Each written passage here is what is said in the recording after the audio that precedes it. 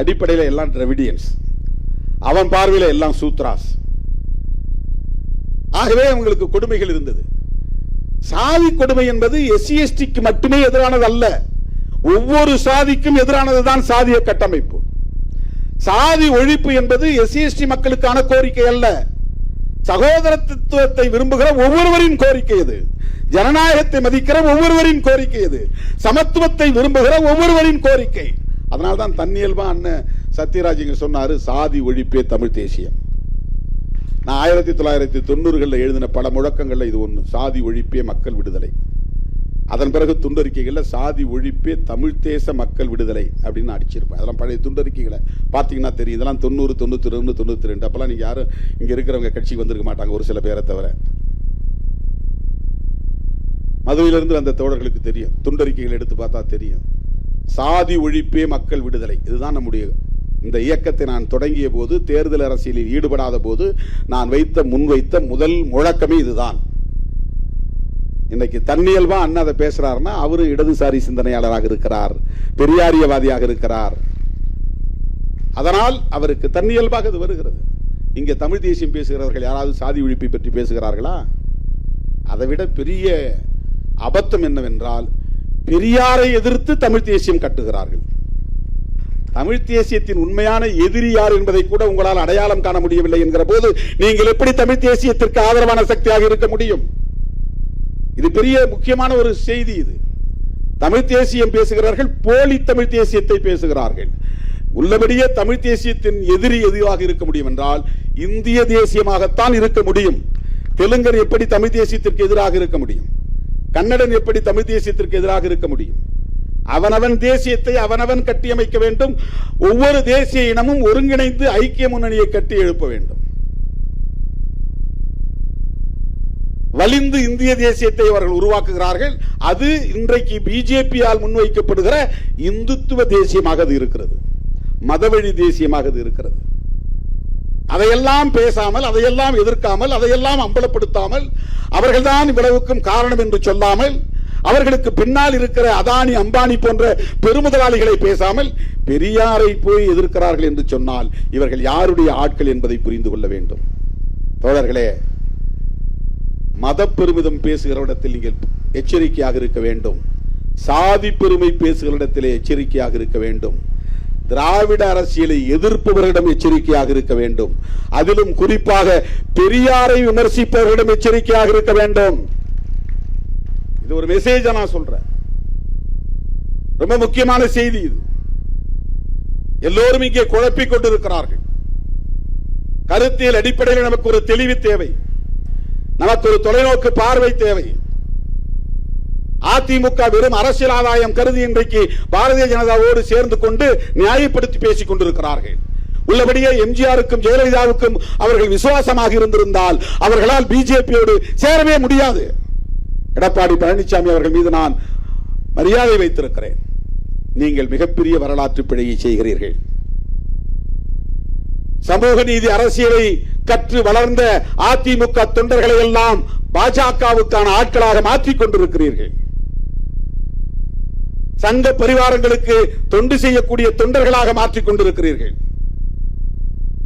அடிப்படை பிரச்சனைகளுக்காக போராடாதவர்கள் இன்றைக்கு எந்த ஒரு பக்தனும் கேட்காத நிலையிலே முருக பக்தர் மாநாடு நடத்துகிறார்கள். அவர்கள் உண்மையிலேயே முருக பக்தர்கள் அல்ல, மோடி பக்தர்கள். அது மோடி பக்தர்களின் மாநாடு, அது முருக பக்தர்களின் மாநாடு கிடையாது. முருக பக்தர் மாநாடு நாமளும் போயிருக்கணும்ல, நாமெல்லாம் முருக பக்தர்கள் தானே. நாம அவரை கடவுளா நினைக்கிறனால நம்முடைய முன்னோரா நினைக்கிறோம் இல்ல. தமிழ் முன்னோர்களில் அவரும் ஒருவர் என்பதுதானே நமக்கு சங்க இலக்கியம் சொல்லுகிறது. குறிஞ்சி திணையின் தலைவர் தானே. அவர்கள் என்ன சதித்திட்டம் தீட்டி வருகிறார்கள் என்பது அதிமுக தலைவர்களுக்கு தெரியாதா?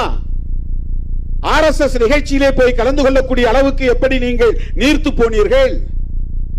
முருகபக்தர் மாநாட்டிலே போய் அமர்ந்திருக்கிற போது அண்ணாவை இழிவுபடுத்தி வீடியோ ஒளிபரப்புகிறார்களே, அதையெல்லாம் எப்படி உங்களால் வேடிக்கை பார்க்க முடிகிறது? இது எங்கே போய் முடியும்? நாங்க திமுக கூட்டணியில் இருக்கிறதால தான் இப்படி பேசுறீங்க சொல்றீங்க. கிடையாது. அதிமுகவையும் ஒரு திராவிட இயக்கம் என்று நம்புவதால் இதை பேசுகிறோம். அதிமுக தலைவர்களும் தொண்டர்களும் பெரியார் வழி வந்தவர்கள் என்று நம்புவதால் இதை பேசுகிறோம். இல்லைன்னா அதை பேச போறதில்லை, அதை பேச வேண்டிய அவசியமும் இல்லை. இன்னைக்கு என்ன நிலைமை? மனைப்பட்டா கேட்டு போராடிய வரலாறு பாஜகவுக்கு உண்டா? எத்தனை முருக பக்தர்களுக்கு மனைப்பட்டா இல்லாமல் இருக்கிறது? கோடிக்கணக்கான பேர் மனைப்பட்டா இல்லாமல் இருக்கிறார். உலகத்தில் எந்த நாட்டிலும் மனைப்பட்டா கேட்டு மனு போடுகிற அவலம் கிடையாது, இந்தியாவை தவிர உலகத்தில் எந்த நாட்டிலும் மண்ணின் மைந்தர்கள் எனக்கு மனைப்பட்டா இல்லை, நான் புறம்போக்கிலே கிடக்கிறேன், ஏரி புறம்போக்கிலே, குட்டை புறம்போக்கிலே, நத்தம் புறம்போக்கிலே கிடக்கிறேன், குடிசையிலே கிடக்கிறேன், எனக்கு வீடு மனைப்பட்டா வேண்டும் என்று மனு போடுகிற அவலம் உலகத்தில் இந்திய மண்ணில் மட்டும்தான் இருக்கிறது. அந்த மக்களுக்காக என்ன போராட்டங்களை நீங்கள் முன்னெடுத்திருக்கிறீர்கள்? மண்ணுரிமை போராட்டம் நடத்தியவர்கள் விடுதலை சிறுத்தைகள். மனைப்பட்டா இல்லாத அனைவருக்கும் மனைப்பட்டா வழங்க வேண்டும் என்று கோரிக்கை வைத்து 5 கோரிக்கைகளை முன்வைத்து நாம் போராட்டம் நடத்தி இருக்கிறோம். ஃபீல்டுக்கே வராதவன் இன்னைக்கு உட்கார்ந்துட்டு எங்கே ஒரு மூலையில ஃபேஸ்புக்கில் எழுதிட்டு இருக்கிறான். அவனுக்கு ஃபீல்டு எக்ஸ்பீரியன்ஸ்னா என்னன்னே தெரியாது. 1 கிலோமீட்டர் தூரம் அவன் பயணித்தாதான் தெரியும் இந்த சாதி இறுக்கம் நிறைந்த சமூக கட்டமைப்பிலே பாயிண்ட் டு பாயிண்ட் டிராவல் பண்றது எவ்வளவு பெரிய ஸ்ட்ரகிள்ங்கிறது அவனுக்கு தெரியாது. ஒரு கொடியேற்றுவது என்பது எவ்வளவு பெரிய யுத்தம் என்பது களத்தில் நிற்கிற நமக்குத்தான் தெரியும். இந்த மக்களுக்கான பிரச்சனைகளை வெளிச்சம் போட்டு அம்பலப்படுத்தியது இந்த இயக்கம். அதெல்லாம் யாரும் புரிந்து கொள்ள முடியாது. சோசியல் மீடியாவில் கண்டவெல்லாம் கண்டதை எழுதுறான். நான் அவர்களுக்காக பேசவில்லை. என்னை பின்பற்றக்கூடிய உங்களுக்கு ஒவ்வொரு தளத்திலும் ஒவ்வொரு களத்திலும் கொள்கை அடிப்படையிலான புரிதல் தேவை. கொள்கை அடிப்படையிலான புரிதல் தேவை. அவன் சொல்ற மாதிரி ஏதோ டிஎம்கேவோட இவங்க டைப் ஆயிட்டாங்க, அதனால தான் இப்படி ஏடிஎம்கே பக்கம் போகாம இருக்கிறாங்க அப்படின்னு இந்த கட்சியின் தொண்டன் புரிந்து கொள்ளக்கூடாது, இந்த கட்சியின் தலைவர்கள் புரிந்து கொள்ளக்கூடாது, தவறாக புரிந்து கொள்ளக்கூடாது. இதை சொல்றதுக்கே ஒரு போல்ட்னஸ் வேணும்.